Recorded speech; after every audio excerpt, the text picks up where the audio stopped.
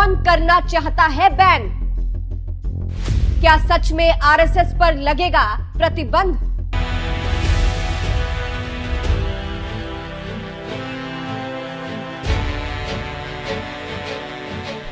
नमस्कार, मैं हूं आपके साथ सृष्टि श्रीवास्तव।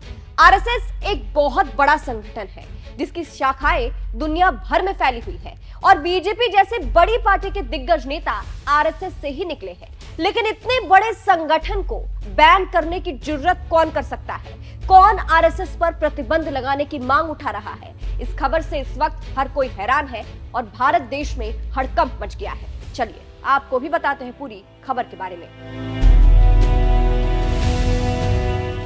दरअसल कनाडा और भारत के रिश्ते खराब दौर से गुजर रहे हैं। इसका कारण खालिस्तानी नेता हरदीप सिंह निज्जर की हत्या है। कनाडा और भारत के बीच फिलहाल जुबानी जंग जारी है।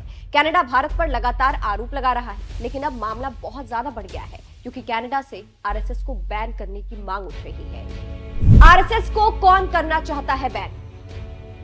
कनाडा के प्रधानमंत्री जस्टिन ट्रूडो की सरकार को पहले समर्थन दे चुकी कनाडा की पार्टी न्यू डेमोक्रेटिक पार्टी ने यह मांग उठाई है। द टाइम्स ऑफ इंडिया की रिपोर्ट के मुताबिक कनाडा की न्यू डेमोक्रेटिक पार्टी के नेता जगमीत सिंह ने कहा है कि हमें भारत के साथ अब जानकारी नहीं शेयर करनी चाहिए। हमें कनाडा के नागरिकों के बारे में खुफिया जानकारी ऐसे देश और सरकार को नहीं देनी चाहिए जिस पर आरोप है कि उसने 1 साल से अधिक समय से कनाडाई लोगों के खिलाफ हिंसा करने के लिए की गैंग को काम पर रखा है।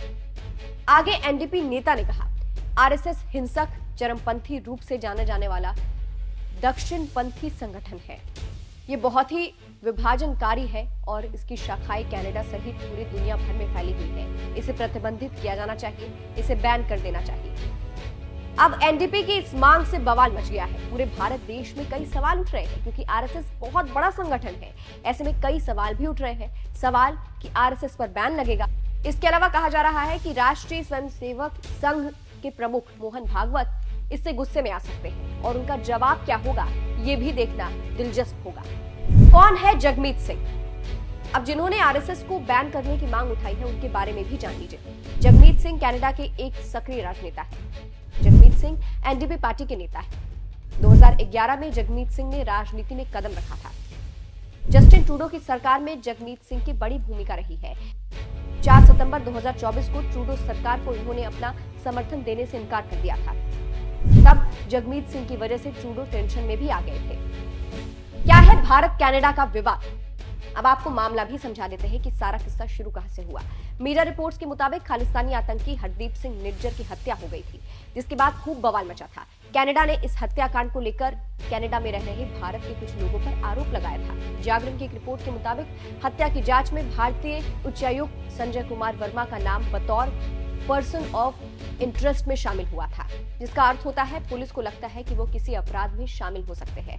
इसके अलावा कुछ अन्य भारत राजनयिकों पर आरोप लगाया गया था। इस आरोप पर भारत भड़का था। कनाडा ने जिस तरह से आरोप लगाया था उस पर भारत को बहुत गुस्सा आया था। भारत ने शुरू में कनाडा से उच्चायुक्त संजय कुमार वर्मा और अन्य राजनयिकों को वापस बुला लिया था और इसके साथ ही भारत ने कनाडा के 6 राजनयिकों को निष्कासित कर दिया था। इसीलिए अभी तक भारत कनाडा का विवाद जारी है और जगमीत सिंह की मांग से अभी आग में घी डालने वाला काम हो रहा है। फिलहाल देखना होगा कि आरएसएस प्रमुख मोहन भागवत इस पर कैसे रिएक्ट करते हैं, कैसे तगड़ा जवाब देते हैं, ये देखना दिलचस्प होगा। फिलहाल आपको क्या लगता है कमेंट करके जरूर बताइएगा। नमस्कार।